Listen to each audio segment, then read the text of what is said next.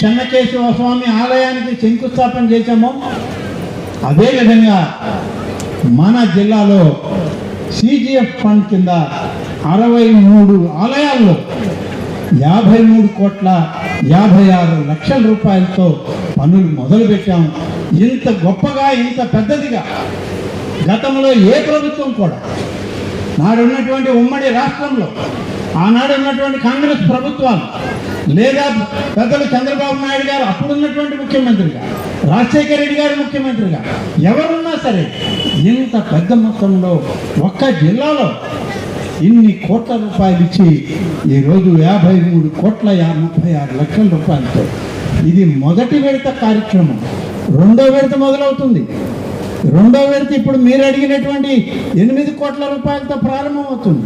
ఇలా ఈ రాష్ట్రం అంతా అనేక ఆలయాల్లో ఇవాళ అభివృద్ధి చేయడం జరుగుతుంది అని చెప్పి నేను మీకు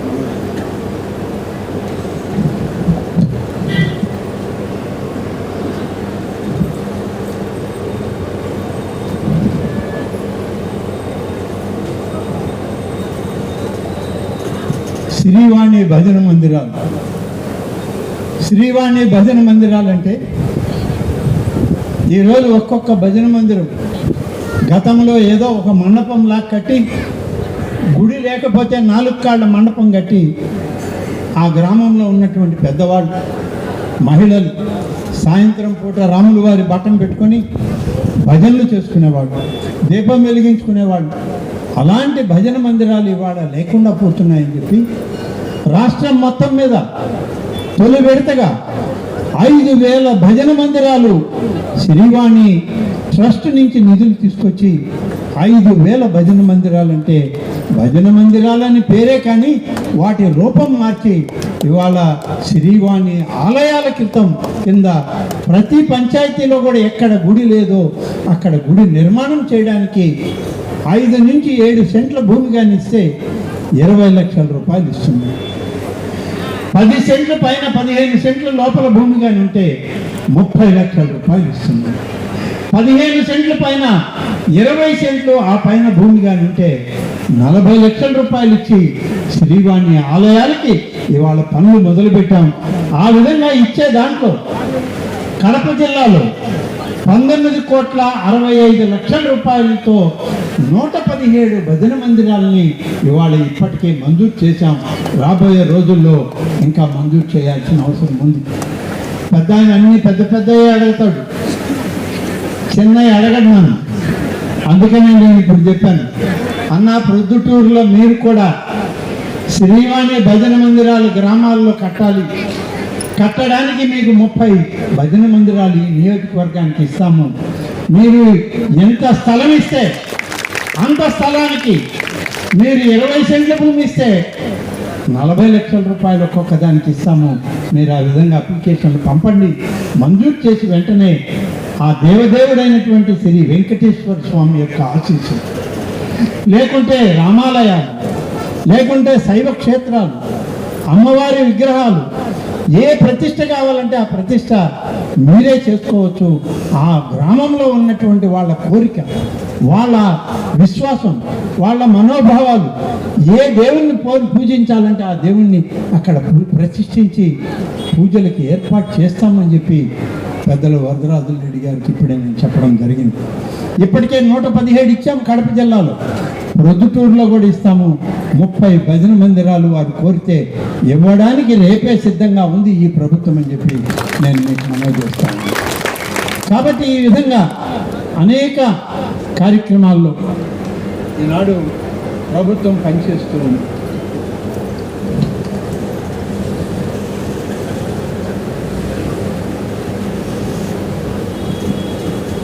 నేను ఇప్పుడే చెప్పాను, ప్రొద్దుటూరులో ఈ విధంగా ఇచ్చామని.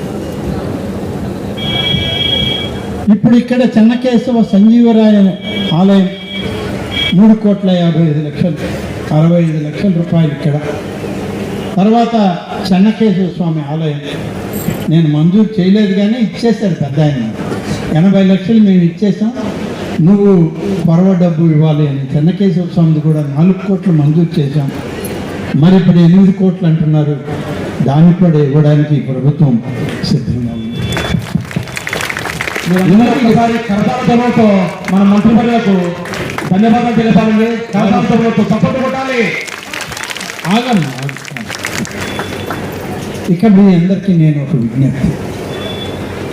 ఆలయం కట్టడం సులభం, ఆలయ ప్రతిష్ట సులభం, పెద్దలను తీసుకొచ్చి కుంభాభిషేకాలు చేయడం సులభమే, పెద్ద కష్టతరం కాదు. కానీ దీని నిర్వహణ బాధ్యత అన్నిటికీ ప్రభుత్వం రాదు, అన్నిటికీ మీ ఎమ్మెల్యే రాదు. స్థానికంగా ఉన్న పాలక వర్గానికి ఈ ఆలయాల భక్తులే పోషకులుగా వచ్చినప్పుడు ఈ ఆలయాలన్నీ కూడా ఎంతో వైభవంగా వెలిగిపోతాయని చెప్పి నేను మీకు మనవి చేస్తున్నాను. కాబట్టి మీరే దీనికి పాలకులు, మీరే దీనికి సహాయకులు, మీరే దీన్ని నడిపించుకోవాల్సినటువంటి నిర్వహణ కర్తలు అని చెప్పి నేను మీకు మనవి చేస్తున్నాను. ఆలయాలని ప్రభుత్వం ఇది మాది, మేమేదో చేయాలని కోరిక ఈ ప్రభుత్వానికి లేదు.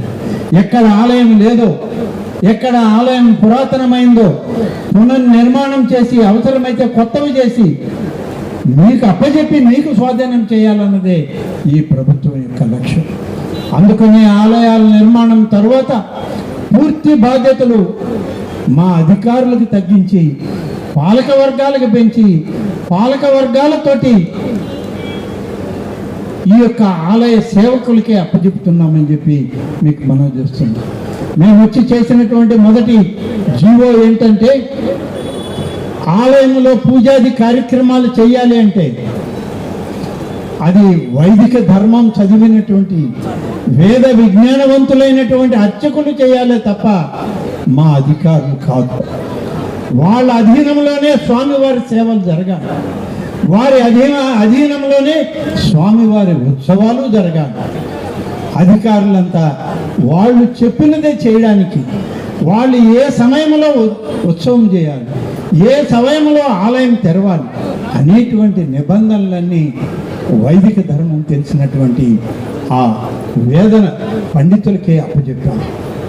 పాలక వర్గాన్ని కూడా వేద పండితులు ఏదైతే కోరుతారో ఆ కోరిన కార్యక్రమాలు మీరు చేయండి తప్ప పూజా కైంకర్యాల్లో మన ప్రమేయం లేదు, ప్రభుత్వ ప్రమేయం లేదు, అధికారుల ప్రమేయం లేదని చెప్పి జీవో విడుదల చేసిన కూటమి ప్రభుత్వం మన ప్రభుత్వం అని చెప్పి నేను మనం చేస్తున్నాను. ప్రతి ఆలయం పరిశుభ్రతకి పేరుగా ఉండాలి. కనీసం ఒక కాగితం ముక్క కూడా ఆలయ ప్రాంగణంలో విడిగా కనపడకూడదు.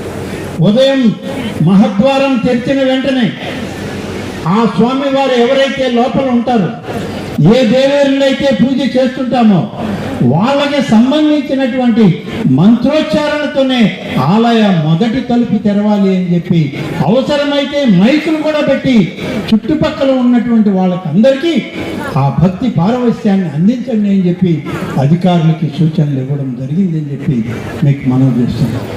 ఇక రెండవది, మూడవది, ఆలయాలకి నిధులు వస్తుంటాయి, చాలామంది ఇస్తారు. ఇప్పుడే చెప్పారు పెద్దలు, దాతలు వచ్చి ఊరికినే వచ్చి కలిసిపోతే 16.5 లక్షలు పంపించారు. అలాంటి వేల మంది, లక్షల మంది ఉన్నారు హిందూ మతాన్ని, సంప్రదాయాన్ని గౌరవించేటువంటి వాళ్ళు వచ్చినప్పుడు వాళ్ళకి సరైనటువంటి గౌరవ మర్యాదలు ఉండాలి, ప్రతి భక్తుడికి ఉండాలి. సామాన్య భక్తులకి పెద్దపీట వేయాలి. టిక్కెట్ల కోసం బుకింగుల దగ్గర నిలబడకూడదు. టిక్కెట్ బుకింగ్ ఆఫీస్ కాడ ఒక భక్తుడు వచ్చి, అయ్యా నాకు ఆ సేవ కావాలి, ఈ సేవ కావాలి, దీనికి 500, 600, 1000 రూపాయలు అని అడిగే పరిస్థితి రాకూడదు. అందుకనే ప్రధానమైన ఆలయాలన్నింటినీ ఇవాళ ఆన్లైన్లోకి తీసుకురావడం జరిగింది. ఆన్లైన్లో వాళ్ళు ఏ ఊరిలో ఉన్నా మేము ఇక్కడ అర్చన చేసుకోవాలి ఈ గుడిలో అంటే ఆన్లైన్లో వాళ్ళు అక్కడ ఇస్తే, వాళ్ళు వస్తే సరే రాకపోయినా వాళ్ళ పేరుతో గుడిలో అర్చన చేయాల్సిన బాధ్యత ఈ ఆలయ ధర్మకర్తలది, అధికారులది అని చెప్పి నిర్దేశించడం జరిగింది. ఇదేదో ఆన్లైన్ పెట్టారు, ఇదేదో కొత్త రకంగా ఉంది అనేది కాదు. ఇది కొత్త విధానమైన, కొత్త కార్యక్రమమైనా ఇవాళ ఆలయాలకి ఆర్థిక వనరులు పెరిగాయి. ఎక్కడ కూడా దుబారా లేదు. ఎక్కడ కూడా దోపిడీ లేదు. టిక్కెట్లు ఇవ్వకుండా డబ్బు తీసుకుని హారతలు ఇచ్చేటువంటి సంప్రదాయాలు తగ్గించాం పూర్తిగా. ఇంకా ఉంది అక్కడక్కడ, ఇంకా దాన్ని కూడా ప్రక్షాళన చేయాలనేదే ఇవాళ చంద్రబాబు నాయుడు గారి యొక్క ఆలోచన. అందుకని ఈరోజు ఆన్లైన్ సిస్టంలో మామూలు గుళ్ళో కూడా గతంలో నెలకు 10,000 రూపాయలు వస్తే ఇవాళ 60,000, 70,000 రూపాయల ఆదాయం పెరిగింది. ఒకే ఒక ఆలయంలో మనం అధికారంలోకి వచ్చే నాటికి 1.5 సంవత్సరం క్రితం ఒక వెంకటేశ్వర స్వామి ఆలయం కోనసీమ జిల్లాలో ఉంటే గోదావరి ఒడ్డున కేవలం ఆ ఆలయం యొక్క ఆదాయం ₹1,00,00,000 కూడా లేదు. 18 నెలలు గడిచేటప్పటికీ ఆన్లైన్ విధానం అమలు చేశాక ఇవాళ సంవత్సరానికి 14-15 కోట్లకు పెరుగుతాయి. అటువంటి విధానాలను ఇవాళ రూపకల్పన చేసి దేవాదాయ శాఖ ప్రక్షాళన అంటే అర్చకులు లేకుంటే వేద పండితులు వాళ్ళనే ప్రక్షాళన చేయలేం. వాళ్ళు చదివినటువంటి నేర్చుకున్నటువంటి ఆ వేదమే ఇవాళ మనకి ఆశీస్సులుగా వాళ్ళు అందిస్తూ ఉన్నారు. ప్రక్షాళన అంటే ఆలయ పరిపాలనలో ప్రక్షాళన, ఆలయ పాలకుల్లో ప్రక్షాళన, ఆలయాలను పరిశుభ్రంగా ఉంచడంలో ప్రక్షాళన, ఆలయాల్లో జరిగేటువంటి పూజా కైంకర్యాల్లో ఒక నూతన వరవడి విధానం తీసుకురావాలని చెప్పి ఇవాళ ప్రభుత్వం అనేక కార్యక్రమాల్లో దీన్ని ముందు నిలబడి చేస్తూ ఉంది. అలాగే రాయలసీమలో కూడా అనేక ఆలయాలకు శ్రీకారం చుట్టాం. చేయాల్సినవి ఎన్నో. రాయలసీమ అంటే దేవదేవుడైనటువంటి 7 కొండల వాడు శ్రీ వెంకటేశ్వర స్వామి అక్కడ ఉంటూ, ప్రముఖ పుణ్యక్షేత్రం శైవ క్షేత్రం శ్రీశైలం మల్లన్న ఈ కొండ మీద ఉంటే, ఈ మధ్య ఉన్నటువంటి రాయలసీమ ప్రాంతం అందరూ అన్నట్లు ఇది రాళ్లసీమ ఎలా అవుతుంది అని చెప్పి నేను నన్ను అడుగుతున్నాను. 2 మహాపుణ్య పురుషులు, శక్తివంతమైనటువంటి దేవేరులు అటు కొండ మీద నుంచి ఒకరు, ఇటు కొండ మీద నుంచి ఒకరు వాళ్ళు ఆశీర్వదిస్తూ ఉంటే ఈ రాయలసీమ పూర్వపు దానికన్నా మరింతగా ఇవాళ రతనాల సీమగా మార్చడమే ఈ ఎన్డీఏ ప్రభుత్వం యొక్క లక్ష్యం. కూటమి నాయకుల యొక్క ఆలోచన విధానం. ఒకవైపు చంద్రబాబు నాయుడు గారు, మరొక వైపు పవన్ కళ్యాణ్ గారు ఇవాళ అందరికీ పెద్దగా నిలబడి మమ్మల్ని నడిపిస్తున్నటువంటి భారత ప్రధాని శ్రీ నరేంద్ర మోడీ గారు.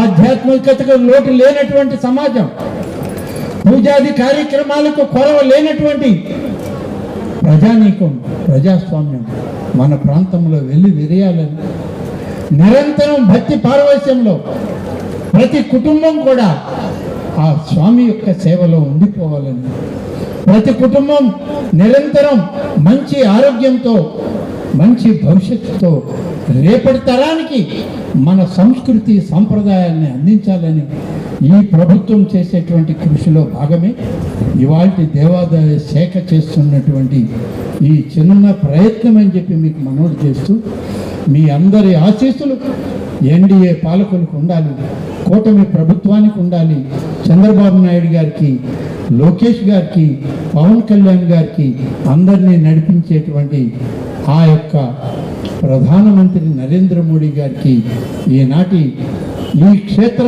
మహిమతో వారందరికీ కూడా మీ దీవెనలు అందించండి అని చెప్పి కోరుతూ సెలవు తీసుకుంటాను. జై హింద్, జై తెలుగు తల్లి.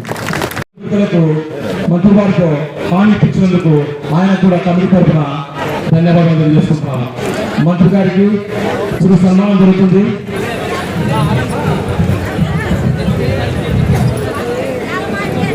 అన్నా నువ్వు ఎంత పైకి ఎత్తాడన్నా, కొంచెం వెనక్కి రాన్నా, ముందు ముగితే ఏమొస్తుంది మీరు రావలేదు.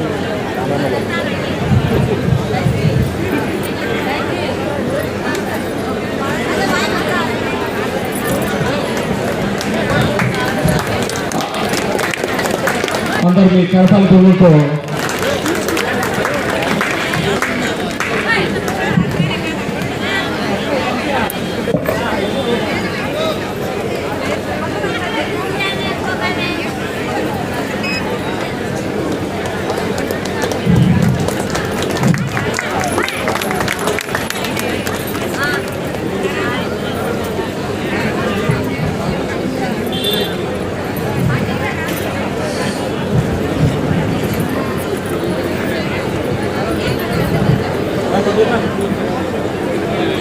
వందన సమాన కార్యక్రమము.